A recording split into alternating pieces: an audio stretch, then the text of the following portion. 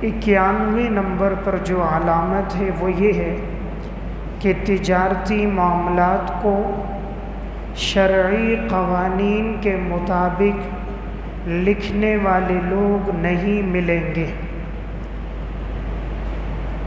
تجارتی معاملات کو شرعی قوانین کے مطابق لکھنے والے لوگ نہیں ملیں گے، یعنی آپ صلی اللہ علیہ وسلم نے ارشاد فرمایا ان من اشراط الساعۃ، یقیناً قیامت کی علامات میں سے ہے ان یلتمس فی الحی العظیم، تلاش کیا جائے گا ایک بڑے قبیلے میں ایک کاتب آدمی کو، فلا یوجد، لیکن پورے قبیلے میں ایسا کوئی انسان نہیں ملے گا۔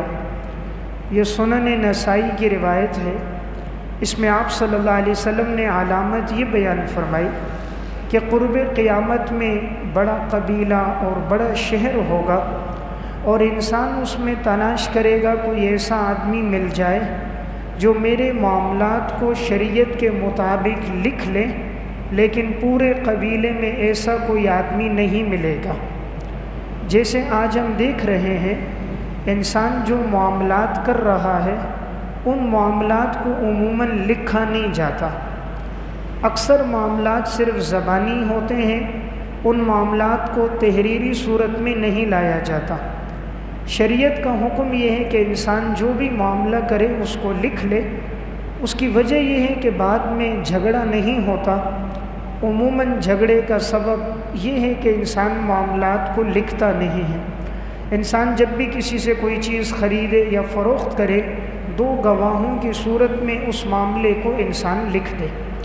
تو حدیث میں یہ بات بیان ہو رہی ہے کہ شرعی معاملات کو لکھنے والے لوگ نہیں ملیں گے۔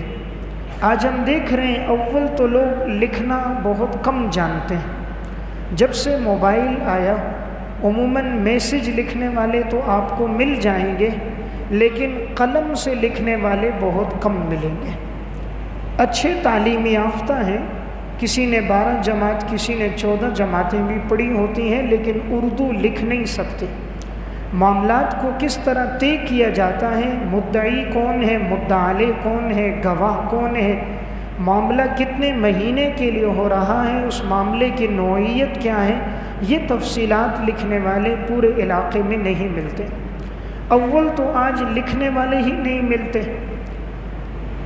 کسی سے کہہ دو یہ معاملہ لکھ لو تو وہ لکھنے سے گریز کرتا ہے کہ جی مجھے لکھنا نہیں آتا، اور اگر وہ لکھتا بھی ہے تو بڑی بڑی موٹی غلطیاں کر رہا ہوتا ہے، بنیادی غلطیاں جس کا اسے علم بھی نہیں ہوتا۔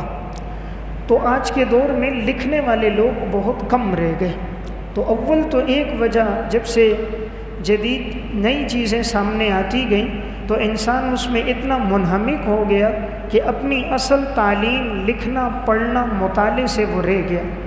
جب سے mobile, internet, cable, what's app آئے تو آج مطالعے کا ذوق، پڑھنے کا ذوق، لکھنے کا ذوق ختم ہو چکا ہے۔ نوجوان نسل میں آج لکھنے پڑھنے کا ذوق نہیں ہے۔ آج وہ اپنی ساری تیاری، اپنا سارا مطالعہ اسی چیز پہ کرتے نظر آتے ہیں، خارج میں کتابوں سے ان کی واقفیت نہیں ہے۔ تو گویا آپ نے یہ فرمایا کہ شرعی قوانین کو لکھنے والے لوگ نہیں ملیں گے۔ تو یہ تو مطلب اس کا یہ ہے کہ شریعت کے مطابق لکھنے والے لوگ نہیں ملیں گے۔ یہ نمبر 2، لکھنا بہت کم لوگ جانیں گے۔ تو آج دیکھیں موبائل پر کتنی تیزی سے ہاتھ چلتا ہے، لیکن اگر کسی کو آپ املا کرواؤ کہ بھئی آپ یہ میری تحریر لکھ دو تو وہ املا نہیں لکھ سکتا، اچھا تعلیم یافتہ ہے نہیں لکھ پاتا۔ تو غیروں کی زبان ہم لکھ لیتے ہیں، لیکن عربی زبان، اپنی مادری اردو زبان، اس میں معاملات کو طے کرنا اور لکھنا یہ آج معاشرے سے آہستہ آہستہ رفتہ رفتہ ختم ہو رہا ہے۔